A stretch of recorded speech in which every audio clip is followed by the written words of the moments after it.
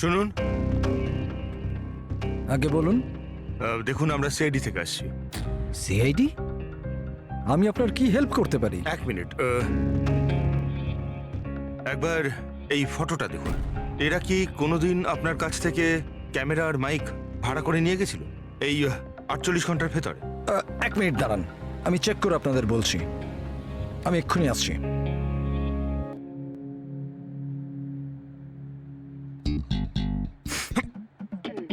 কি হয়েছে? আরে ধরিস না, খারাপ আরে হয়ে যাবে। কিচ্ছু হবে না। আরে ওগুলো তো দেওয়ালে এমনিই টাঙানো রয়েছে। কি ফ্রেডি স্যার? আগে হ্যাঁ, এ করণ আর পামেলা, এরা 48 ঘন্টা আগে আমাদের এখান থেকেই মাইক আর ক্যামেরা ভাড়া করেছিল।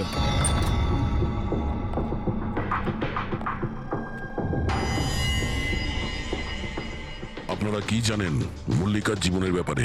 সত্যি কথা বলুন। স্যার, আমি আর আমার স্ত্রী থিয়েটার অ্যাক্টার্স। শায়লা আসলে আমাদের ফিনান্সিয়ালি অনেক উপকার করেছে। তো হি ইজ রাইট স্যার। আসলে আমাদের বলা হয়েছিল যে মল্লিকাকে অদ্ভুত অদ্ভুত প্রশ্ন করতে। আমরা তো শুধু ওটাই করেছি। বিশ্বাস করুন, আমরা এটা ছাড়া আর কিচ্ছু জানি না। প্লিজ আমাদের ওপর বিশ্বাস করুন। হেই, শায়লা এরকম কেন করবে? এমন কিছু তো আছে মল্লিকার গত জীবনের ব্যাপারে যে ওই মেয়েটা জানে আর আমাদের কাছে লুকোচ্ছে।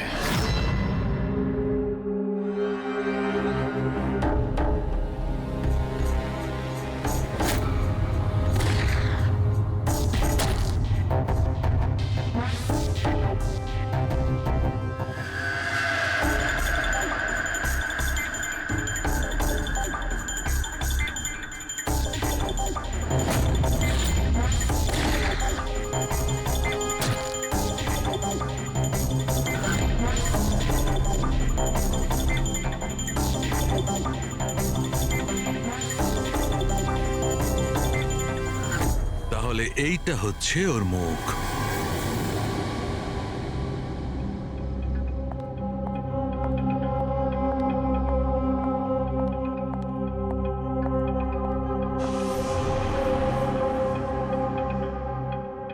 আপনারা এখানে?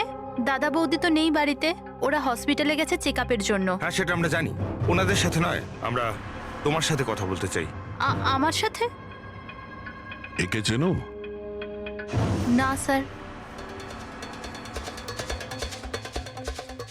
আর এদের চেনো?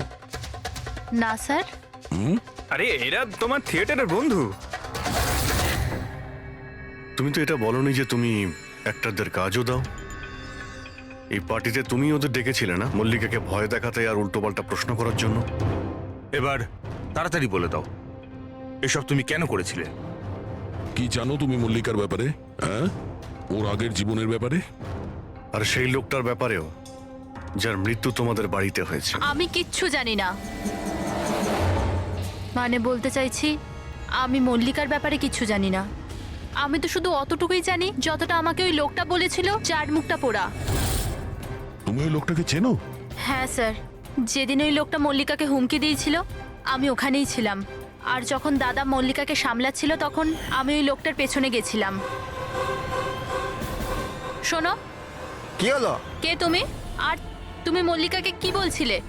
কি করে জানো তুমি ওকে? এটা আপনি আমায় কেন জিজ্ঞেস করছেন? ওনাকে জিজ্ঞেস করুন যে মল্লিকা সেজে ঘুরে বেড়াচ্ছে, ওনাকে জিজ্ঞেস করুন। দিয়াকে উনি বলবেন যে 1 বছর আগে কি হয়েছিল বোটে। হ্যাঁ, এই দেখুন, এই সব কিছু ওর পরিণাম। আমাকে জিজ্ঞেস করছে কে মল্লিকা। আমার মল্লিকাকে নিয়ে কোনো চিন্তা নেই, কিন্তু আমি শুধু আমার দাদাকে নিয়ে চিন্তিত। আর আমি চাই না ওই পাগল মেয়েটার জন্য আমার দাদাকে হারিয়ে ফেলি। স্যার, এর থেকে বেশি আমি কিচ্ছু জানি না, সত্যি বলছি।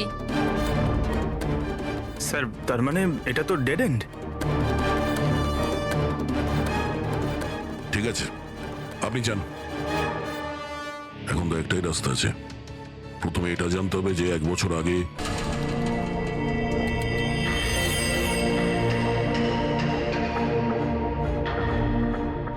এমন যতগুলো কেস হয়েছে সবকটা দেখো 10 মাস থেকে 1 বছরের মধ্যে। এই সময় বেদান্তর সঙ্গে মল্লিকার দেখা হয়েছিল হসপিটালে। ওকে? Yes sir. একবার যদি বোটে ব্লাস্টের ব্যাপারটা পরিষ্কার হয়ে যায় তাহলেই তদন্ত এগোনো যাবে। স্যার, হ্যাঁ, পেয়ে গেছি। এই দেখুন, 2016 নভেম্বরে একটা বোট ব্লাস্ট হয়েছিল কেরালায়। স্যার ওই বোটে 4 জন ছিল, হাজব্যান্ড ওয়াইফ, ওনাদের মেয়ে দিয়া, আর ওই বোটের মাঝি। বম ব্লাস্টের জন্য স্যার সবাই মারা গেছিল, শুধু ওই মাঝি ছাড়া। স্যার, এ তো মল্লিকা। মল্লিকা, দিয়া, এর ফ্যামিলি তার কে কে আছে? স্যার মাথুর ফ্যামিলিতে 4 জন মেম্বার, হাজব্যান্ড ওয়াইফ, ওদের মেয়ে দিয়া, আর ওর ভাই রতন। 1 মিনিট স্যার, এই যে এটা ওর ফটো, রতনের। এটা তো সেই লোকটা যার মৃত্যুটা গুলি লেগে হয়েছে বেদান্তর বাড়িতে। কিন্তু স্যার, গুলিটা মারলো কে? এখন এই সব প্রশ্নের উত্তর কেরালাতে গেলেই জানতে পারা যাবে।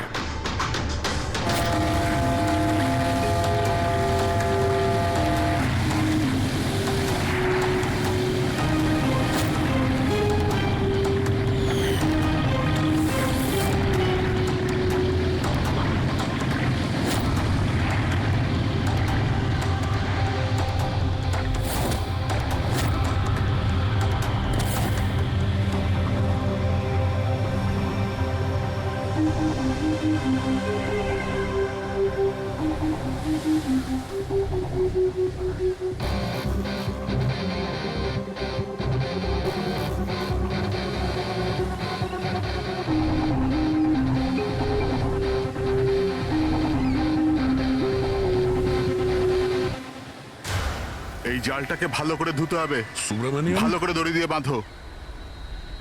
আগে আপনি সুব্রমণিয়াম? হ্যাঁ, সিআইডি, মুম্বাই। 1 বছর আগে ডিসেম্বর 2016-তে আপনার বোটে ব্লাস্ট হয়েছিল, সেই ব্যাপারে জানতে এসেছি। তাতে একজন পুরুষ আর একজন মহিলা মারা গেছিল, আর ওর মেয়েটা হারিয়ে যায়। আপনার বোটের মাঝিও তো ছিল ওতে। মাঝি? হ্যাঁ, আপনার বোটের মাঝি তো ওই বোটেই ছিল। হ্যাঁ স্যার, মাঝিও ছিল। প্রচুর লোকসান হয়ে গিয়েছিল আমার। 3 জন লোকের ফ্যামিলি এসেছিল, ভাড়া নিয়েছিল আমার নৌকোটাকে। ওদের ওই আইল্যান্ডে যাওয়ার কথা ছিল, নিজের বাংলোতে। স্যার, হঠাৎ ব্লাস্ট হয়ে গেল, সব শেষ। আমার নৌকোটাও, আমার মাঝিটাও, ও বেচারাও খুব কষ্ট পেয়েছিল। অর্ধেক মুখ জ্বলে গিয়েছিল ওর। আচ্ছা, এই কান্তকে এখন কোথায় পাওয়া যাবে? এখন বলতে পারবো না স্যার, আমি জানি না ও কোথায় থাকে এখন।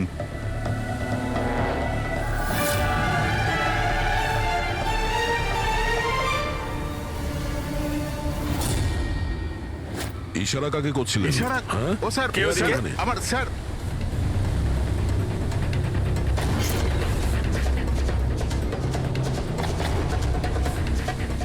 এই, এই, এই, এই, দাঁড়া।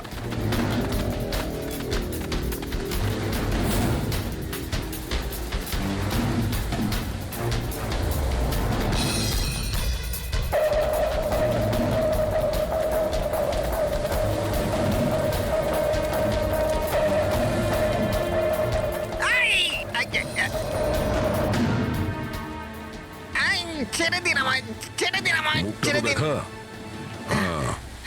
তুমি, হ্যাঁ, তুমি মল্লিকাকে মারতে চেয়েছিলে, হ্যাঁ, আর রতনকে মারার জন্য বেদান্ত ম্যানসনে ঢুকে গেছিলে, তাই তো? এই আবার যাবো। আর ওখান থেকে পালিয়ে এখানে চলে এসছো লুকানোর জন্য? না কেন করেছো তুমি এটা, বলো? না না স্যার, আমি কাউকে খুন করিনি। আমি লুকোনোর জন্য পালাচ্ছি না, আমার প্রাণ বাঁচানোর জন্য পালাচ্ছিলাম। আচ্ছা, রতন মরে যাওয়ার পর আমাকে এখানে আসতেই হলো। আপনারা এখনো বুঝতে পারলেন না? ওই মল্লিকা পুরোপুরি পাগল। ও মল্লিকা বিপদে নেই, দিয়া নিজেই বিপদ। কি বাজে কথা বলছো? হ্যাঁ, ওই বেচারি তো অসুস্থ, আর তুমি ওকে সবসময় বিরক্ত করছিলে। না স্যার, ওই মেয়েটা আপনাদের বোকা বানাচ্ছে। বোটে কি হয়েছিল আমি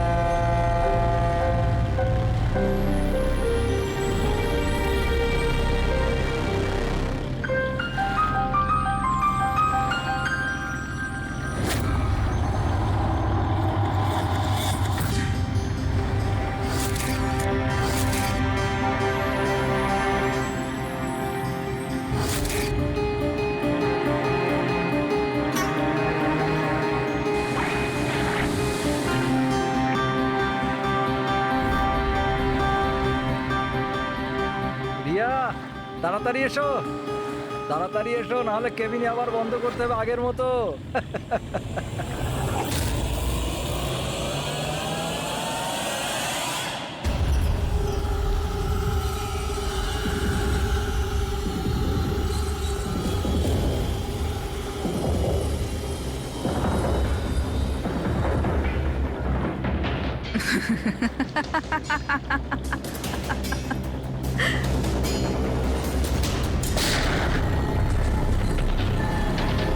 এটা আপনি কি করলেন? নিজের বাবা মাকে মেরে ফেললেন। দিয়া ম্যাডাম, এটা আপনি কি করলেন?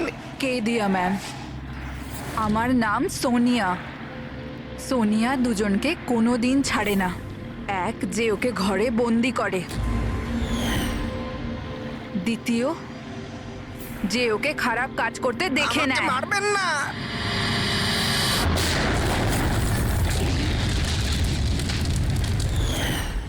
আমি তো বেঁচে গেলাম, কিন্তু বোটটা জ্বলে যাওয়ায় আমার মুখটাই জ্বলে গেল। তারপর আমি রতনের সাথে দেখা করতে যাই, যে এই বোটের বুকিং করেছিল। ও বলল কাউকে এটা বলতে না, যে একটা বড় দুর্ঘটনায় ওদের পুরো ফ্যামিলিটাই শেষ হয়ে গেছে। খুব বড় লোক ওরা, অনেক বদনাম হবে ওদের, এই জন্য বলিনি আমি। কিন্তু এটা কার জন্য হলো? ওই মাথুর বাবুর মেয়ে দিয়া, ওর পাগলামির জন্য। পাগলামো? হ্যাঁ, দিয়া, যাকে আপনারা মল্লিকা ভাবেন না, ওর দ্বিতীয় রূপ সোনিয়া। ওর ভেতরে একটা ভয়ঙ্কর পাগল খুনি বাস করছে।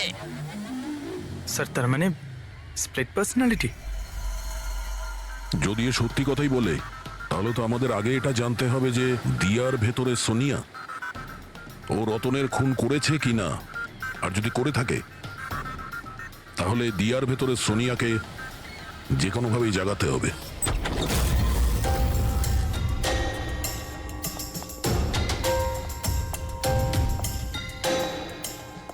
মিস্টার বেদান্ত, আপনি কিছুক্ষণের জন্য এখান থেকে চলে যান তো। আরে কিন্তু আপনারা এসব করছেনটা কি? তুমিও চলে যাও এখান থেকে। কিন্তু কিছু বলুন তো, ব্যাপারটা কি? সবকিছু বলবো, আপনি আগে এখান থেকে চলে যান প্লিজ। যান যান বাইরে। যান, তুমিও যাও। না না, আপনি না, আপনি ওখানে বসুন। স্যার, আপনি বসুন ওখানে। বেদান্ত, চলুন বসুন ওখানে। কি হয়েছে স্যার? সব ঠিক আছে? কিছু হয়নি, এবার হবে। আজকের পর থেকে না আপনি বেদান্তর সঙ্গে দেখা করবেন, আর না ওর বোনের সঙ্গে। শুধুমাত্র এদের দুজনের সঙ্গেই না, তুমি কারোর সঙ্গে দেখা করবে না। হ্যাঁ, কিন্তু কিন্তু বাদ দাও। একটা কথা পরিষ্কার করে শুনে রাখো সোনিয়া, না তুমি কারোর সঙ্গে দেখা করবে, আর না কারোর সঙ্গে কথা বলবে। আর আমাদের পারমিশন ছাড়া তুমি এই বাড়ি থেকে এক পাও বাইরে রাখবে না। এই বাড়িতে তুমি বন্দি। সোনিয়া, কেন কেন কেন যাব না? যাব, নিশ্চয়ই যাব, যাব। এইভাবে কথা বলবে না, আমি যাবই। তুমি কোথাও যাবে না। তুমি এইভাবে কথা বলবে না। বাইরে যাওয়া তো দূরের কথা, এই জলটা এখানে রাখা রইলো। আমাদের পারমিশন ছাড়া তুমি এই জলটাও খেতে পারবো না, বুঝেছো?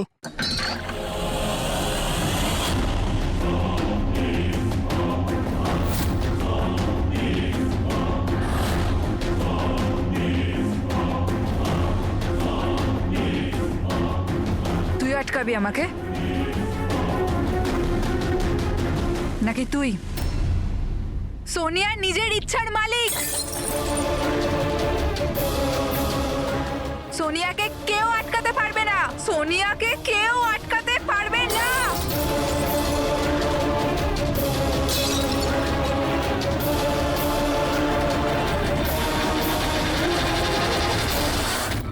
কাউকে ছাড়বো না, কাউকে ছাড়বো না আমি। ছাড়ো, ছাড়ো, ছাড়ো।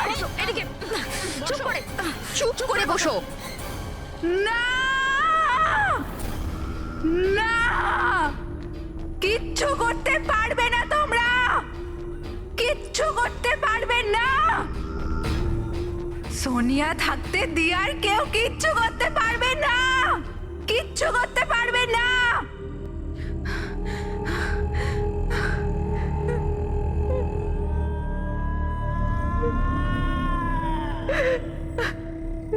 দিয়ার বাবা মা এরকমই করেছিল। দিয়াকে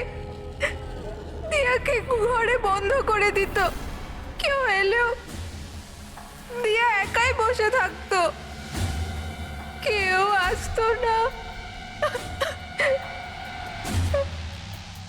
মেরে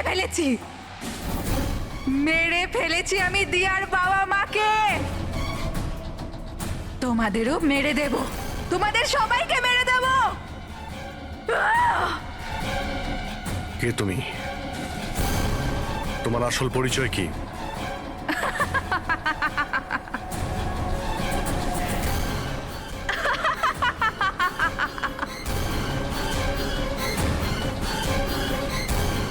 আমি কে? আমি দিয়া, আমাকে বাঁচাও। আমি দিয়া, প্লিজ আমাকে বাঁচাও, প্লিজ। রতনকে তুমি মেরেছো না? হ্যাঁ, যাতে ও বেদান্ত আর শায়লাকে তোমার আসল পরিচয় না দেয়, তাই তো? এটা কি বলছেন স্যার? রতন এখানে এসেছিল? রতনের ডেথ কি এই বাড়িতেই হয়েছিল? আমার বাড়িতে রতনের ডেথ হয়েছে? ভালো হয়েছে, খুব বিরক্ত করতো আমাকেও। যদি আমি ওকে গুলি মারতে পারতাম কত মজা হতো। সবাই মরে যেত আমারই হাতে, তোমাদের সবাইকে আমি মেরে ফেলবো।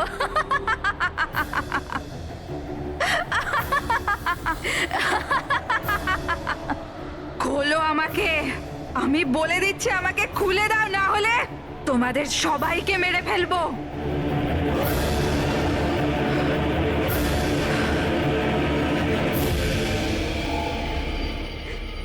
ছেড়ে দাও না দিয়াকে, প্লিজ প্লিজ আমায় ছেড়ে দাও। আমি কিচ্ছু জানি না।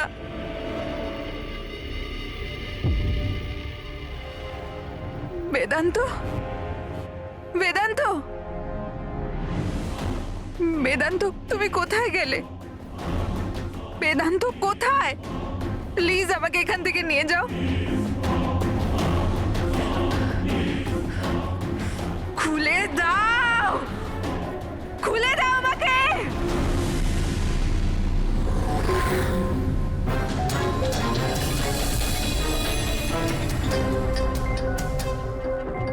এই হচ্ছে সেই বন্দুক যেটা থেকে গুলি করা হয়েছে।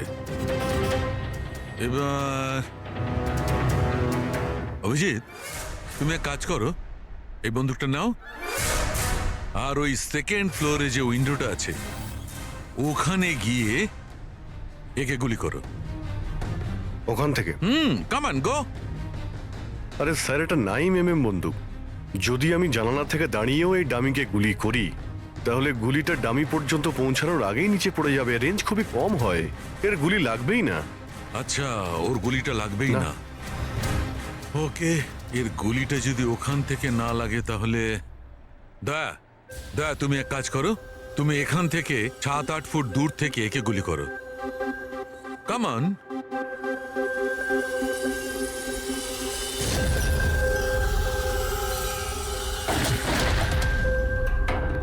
আপনি প্রমাণ কি করতে চাইছেন ডক্টর সালুখে? দয়া এটাই যে মল্লিকা বিপজ্জনক হতে পারে, খুনিও হতে পারে, কিন্তু ও নিজের ভাই রতনকে মারেনি। কি বেসিসে তুমি এটা বললে? আমি বলছি, দয়া, যখন তুমি একে গুলি মেরেছো এই গুলিটা সিধে এখানে গিয়ে লেগেছে এর খুলিতে নিচের দিকে। হ্যাঁ, যদি এই গুলিটা সেকেন্ড ফ্লোর থেকে ছোঁড়া হতো তাহলে অভিজিৎ যেমন বলেছে ওই গুলিটা এখানে এসে পৌঁছতোই না, নিচে পড়ে যেত। আর মনে করো যদি ওটা খুব পাওয়ারফুল গান হয়, গুলি একে লেগেও যায়, তাহলে গুলিটা এর ওপর থেকে নিচের দিকে লাগতো, কারণ গুলিটা এইভাবে আসতো এই ওপর থেকে নিচের দিকে। কিন্তু আমি যে ক্ষতটা পেয়েছি ওটা একদম সিধে গেছে, সিধে। সেই জন্য মল্লিকা এই গুলিটা চালায়নি। স্যার, কিন্তু যদি মল্লিকা গুলি না চালায় তাহলে কে চালালো? এই গুলিটা যেই চালিয়ে থাকুক ও এখানেই ছিল, এই গ্রাউন্ড ফ্লোরে, এরই আশেপাশে। তার মানে স্যার ও পার্টিতে উপস্থিত ছিল। আর যখন পার্টিতে ছিল তাহলে পার্টির জামা কাপড় পরেছিল। আর যদিও গুলি চালিয়েই থাকে তাহলে ওর কাপড়ে গান পাউডারও থাকবে। কারেক্ট। বেদান্তর বন্ধু মল্লিকা আর ওর ননদ আর ওই যে দুজন নকল রিপোর্টার ছিল না, ওদের সবার ড্রেস নিয়ে আসো, ওদের না জানিয়ে।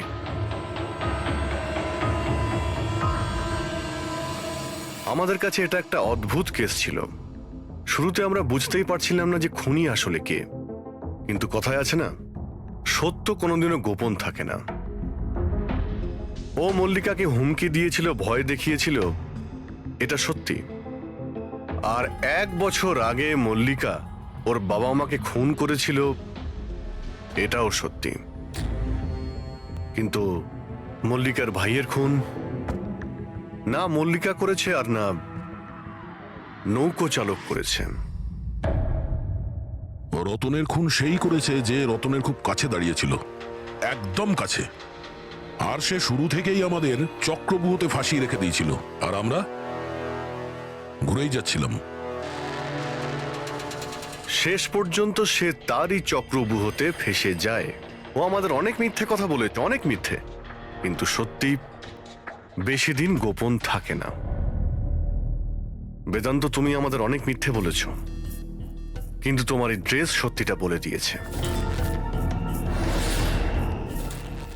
আমরা তোমার জামার থেকে গান পাউডার পেয়েছি।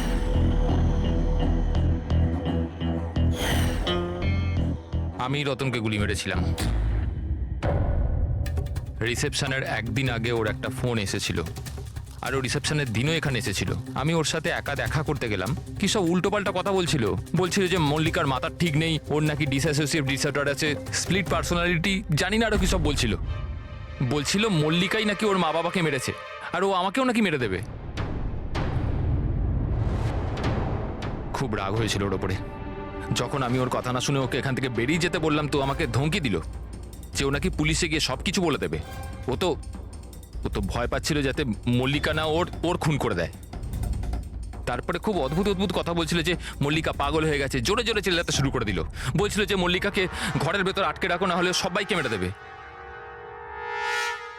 আমি ওর কথা শুনলাম না, আর ওকে বললাম যে ও যেন ওখানেই দাঁড়ায়।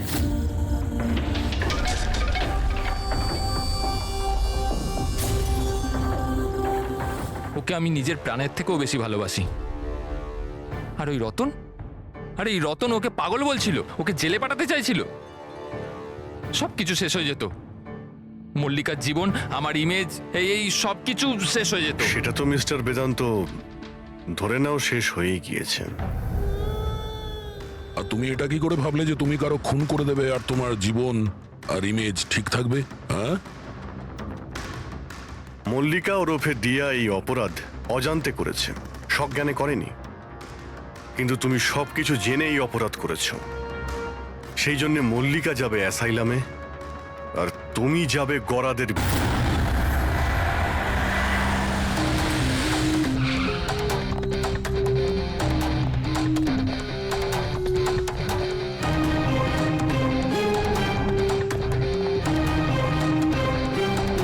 মল্লিকা কেমন আছে? ও ঠিক আছে তো?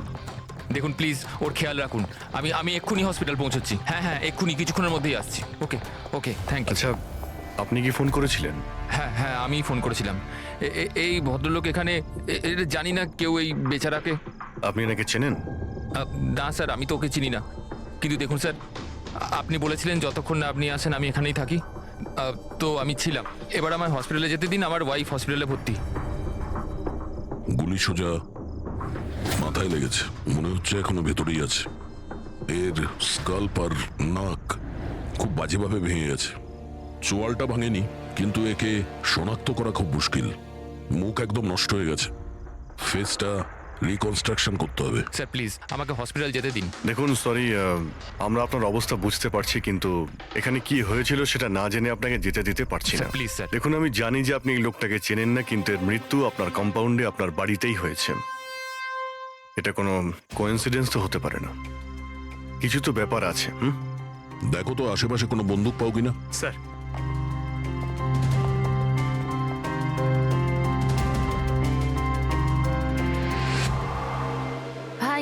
ভাই ইউ ডোন্ট ওয়ারি, আমি খবর নিয়েছি, বৌদি একদম ঠিক আছে হসপিটালে।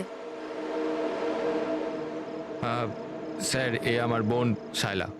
রিসেপশনের পুরো ফাংশনটা এই অর্গানাইজ করেছিল। হ্যাঁ স্যার, আমরা সবাই ফাংশনে বিজি ছিলাম, তখনই গুলি চালানোর আওয়াজ শুনতে পেলাম আমরা। তার আগে কি কি হয়েছিল আমি আপনাকে বলছি। স্যার 2 দিন আগেই আমার বিয়ে হয়েছে মল্লিকার সাথে, আর আজকে ছিল রিসেপশন। সব কিছু ঠিকঠাক চলছিল।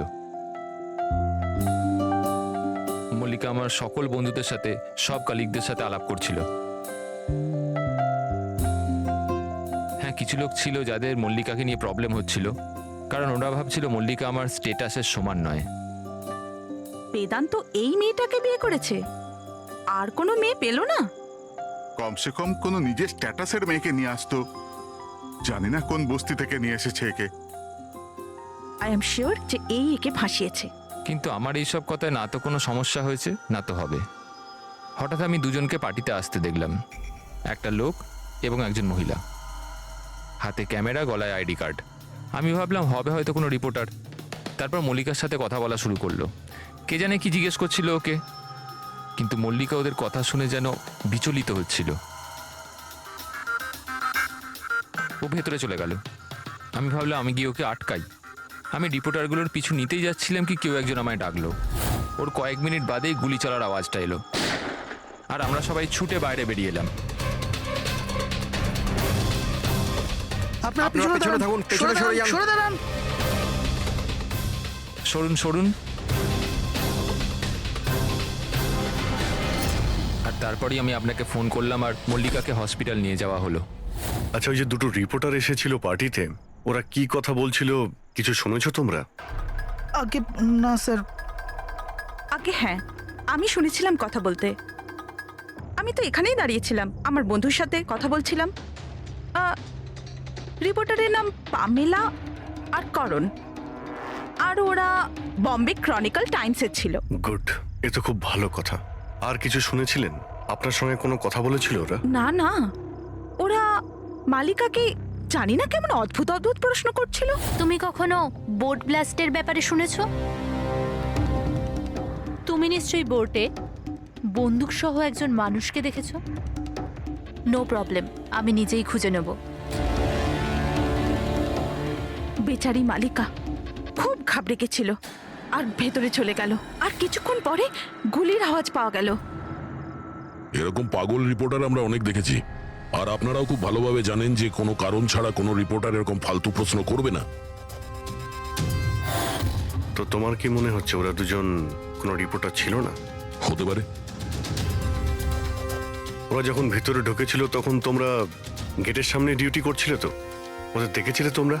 গেটের বাইরে সিসিটিভি ক্যামেরা লাগানো আছে, নিশ্চয়ই ভেতরে আসলে দেখা যাবে।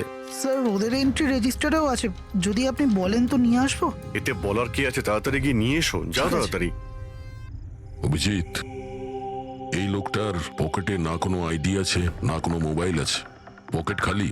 আর দ্বিতীয় কথা হলো, এর মাথায় গুলি লেগেছে পেছন থেকে, আর ডাইরেকশন দেখে মনে হচ্ছে যে গুলি ভেতর থেকে চলেছে। সব জায়গা খুঁজে নিয়েছি স্যার, কোথাও কিচ্ছু নেই। আর স্যার বন্দুকটাও সে বাড়িতে রেখে যায়নি। যদি বাড়িতে রেখে যেত হয়তো সবাই ভয় পেয়ে যেত। কিন্তু এরকম তো কোনো ব্যাপার নয় স্যার, আমাদের বাড়িতে তো অনেক রকম বন্দুক আছে। কি বলছেন, বাড়িতে? হ্যাঁ, কারণ দাদা তো গানসের ডিলার না। আপনি যেটা বলেননি যে আপনি বন্দুকের ডিলার? হ্যাঁ। কোথায় রাখেন আপনার এই গান? চলুন দেখান। আর হ্যাঁ, পার্টিতে আপনি যে যে গেস্টকে ইনভাইট করেছিলেন তাদের লিস্টটা আমরা চাই। হ্যাঁ, এক্সকিউজ মি। হ্যালো, কি? হ্যাঁ হ্যাঁ, আমি আমি আমি এক্ষুনি আসছি। ঠিক আছে, আমি আসছি। আমরাও যাব আপনার সাথে, আপনার ওয়াইফের সঙ্গে দেখা করতে। হতে পারে এই খুনের সঙ্গে তার অজ্ঞান হয়ে যাওয়ার কোনো না কোনো রিলেশন আছে। মল্লিকার আগের জীবনটা পুরো সাদা, একদম ফাঁকা। ইনফ্যাক্ট যে হসপিটালে আমি ট্রাস্টি, মল্লিকা ওখানকার একটা পেশেন্ট ছিল। ওর অ্যাক্সিডেন্ট হয়েছিল, আর শকের জন্য ওর সমস্ত স্মৃতিশক্তি চলে গেছিল। ও কে, কোথা থেকে এসছে, ওর সাথে কি হয়েছে, ওর কিচ্ছু মনে ছিল না। ওর তো নিজের নামটাও মনে ছিল না। মল্লিকা নামটা আমরা দিয়েছিলাম। আমি যখন ওর সাথে দেখা করলাম তো খুব বিচলিত ছিল, খুব ভয়ের মধ্যে ছিল। কিন্তু ধীরে ধীরে আমি ওকে আশ্বাস দিলাম যে সব কিছু ঠিক হয়ে যাবে। আর এইভাবে মেলামেশা করতে করতে আমার ওকে ভালো লাগতে শুরু করলো। ওর আগের জীবনটা নিয়ে আমার কোনো মাথা ব্যথা ছিল না স্যার, এই জন্য আমি ওকে বিয়ের প্রস্তাব দিলাম। কিন্তু স্যার, যবে থেকে মল্লিকা আমার জীবনে এসছে, ওর জীবনটা বিপদের মধ্যে পড়ে গেছে। তার মানে কি কি বলতে চাইছেন আপনি? স্যার, আগের সপ্তাহে আমরা সিটি স্কোয়ার মলে গেছিলাম। বিয়ের প্রস্তুতি একদম জোর কদমে চলছিল।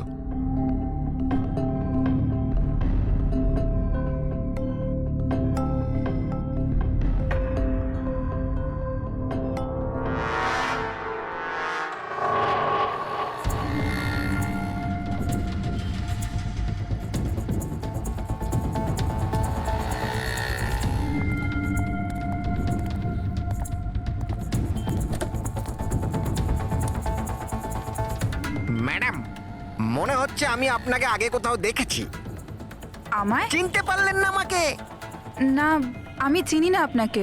কি বলছেন চিনতে পারলেন না? এই দেখুন পোড়া মুখ, বোট, কিছু মনে পড়ছে না আপনার? না সরি, আমি আপনাকে চিনি না। কি বলছেন আপনি চিনতে পারছেন না?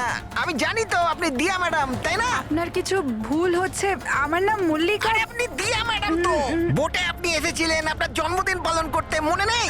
না। নেই কি করে? আপনি মনে করুন। এই দেখুন আমার পোড়া মুখ। হাত ছাড়ো। আমার কোনো ভুল হতেই পারে না।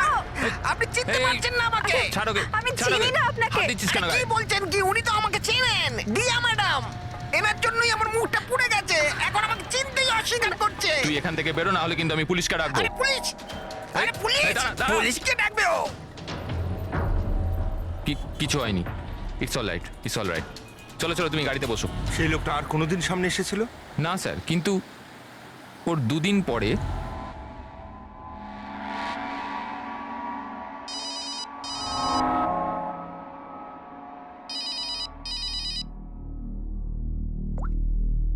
হ্যালো, কেমন আছো সোনিয়া?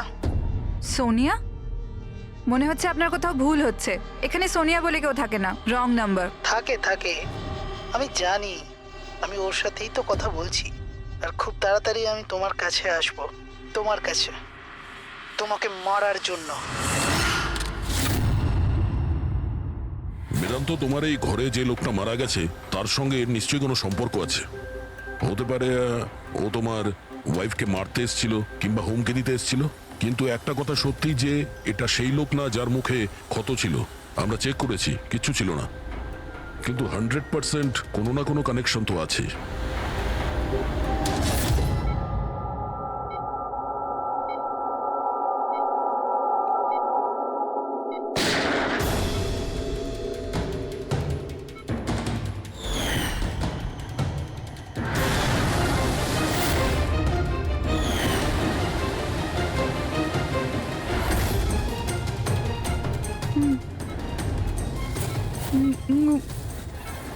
গুলি, গুলি, না না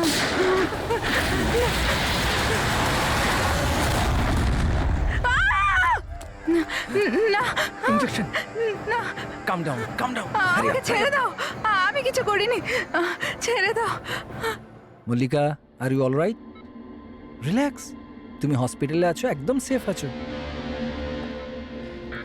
মল্লিকা, মল্লিকা, মল্লিকা কেমন আছো তুমি? হ্যাঁ, ও গড, কেমন, ঠিক আছো তো তুমি? ঠিক আছো? ডক্টর ইশান্ত, আপনি বলছিলেন যে বেদান্তকে, যে মল্লিকা একটু অস্থির হচ্ছিল, কিছু বিড়বিড় করছিল। কি হয়েছিল ওর? আসলে মল্লিকা যখন জ্ঞান ফিরলো, খুব অদ্ভুত ধরনের কথা বলছিল। এরকম মনে হচ্ছিল যেন ও এখানে তো আছে, কিন্তু ওর মস্তিষ্ক অন্য কোথাও। মানেটা কি?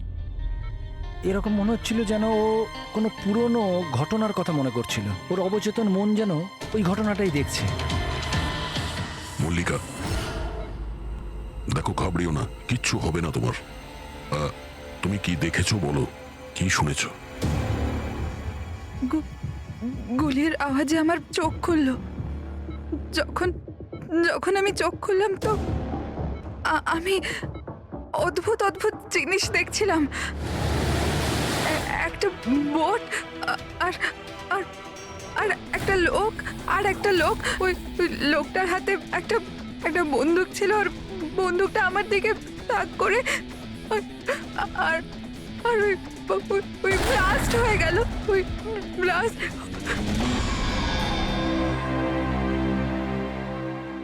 ডাক্তারবাবু, এমনটা তো নয় যে মেডিকেশনের জন্য ওর হ্যালুসিনেশন হচ্ছে, কারণ আমি কখনো ওকে কোনো বোটে নিয়েই যাইনি। তো জানি না, বুঝতে পারছি না তো আমি কিছু। ভালো হতে পারে যে তোমার সঙ্গে দেখা হওয়ার আগে কোনো বোটে গেছিল।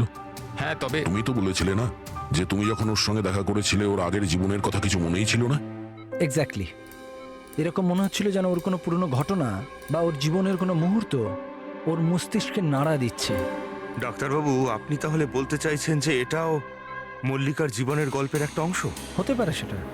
আমাদের সাবকনসিয়াস মাইন্ড কখনো কখনো কোনো ঘটনাকে, ওর মেমোরিকে মনের মধ্যে আঁকড়ে ধরে রাখে, আর ওই ঘটনার সঙ্গে সম্পর্কিত কোনো ঘটনা বা জিনিস সামনে আসে, তাহলে ওই ঘটনাটা আবার পুনরায় মনে আসে। বেদান্ত, মনে হচ্ছে তোমার ভয় ঠিকই ছিল। মল্লিকার জীবনের ঝুঁকি আছে। ওই লোকটা যে তোমার বাড়িতে মারা গেছে ওই ষড়যন্ত্রের সঙ্গে যুক্ত আছে। কিন্তু এটা আপনি কিভাবে বলতে পারেন? সেই কারণেই তো করোনার পামেলা মল্লিকাকে উল্টোপাল্টা প্রশ্ন করছিল যে তুমি কখনো কোনো বোটে চেপেছো কিনা, কিংবা কোনো লোককে বন্দুক হাতে দেখেছো কিনা। এই কেস একটা অন্যের সঙ্গে যুক্ত। প্রথমে তো এটা জানতে হবে বেদান্তর ঘরে ওই গুলিটা চালিয়েছে কে।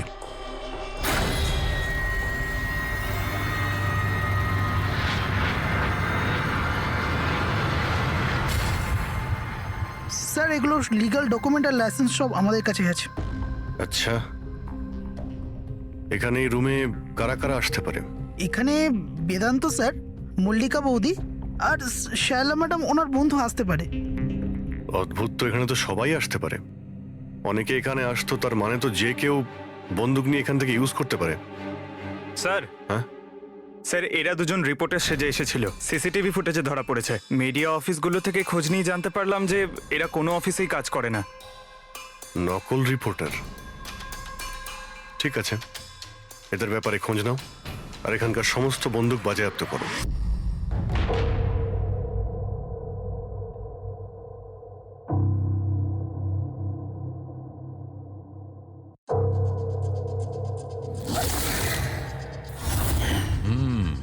থ্যাংক গড এর চোয়ালের হাড়গুলো আর চিক বোনটা ঠিক আছে, নাহলে মুখটা তৈরি করা খুব মুশকিল হয়ে যেত। বেশিরভাগ খুলিটা তো ভেঙে চৌচির হয়ে গেছে। যাই হোক, এই হাড়গুলো দিয়ে তো মুখটা বানানো যেতে পারে।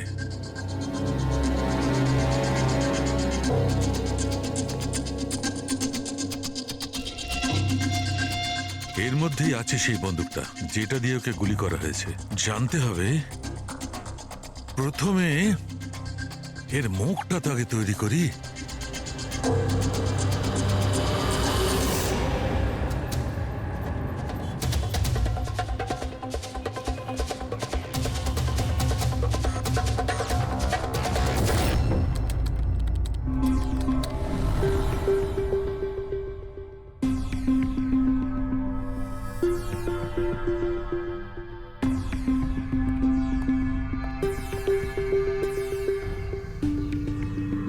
মল্লিকার কাছে যে সোনিয়ার নাম করে হুমকি দেওয়া ফোন আসছিল, সেটা পিসিও থেকে আসছিল, সেখান থেকে খুঁজে বের করা খুব মুশকিল।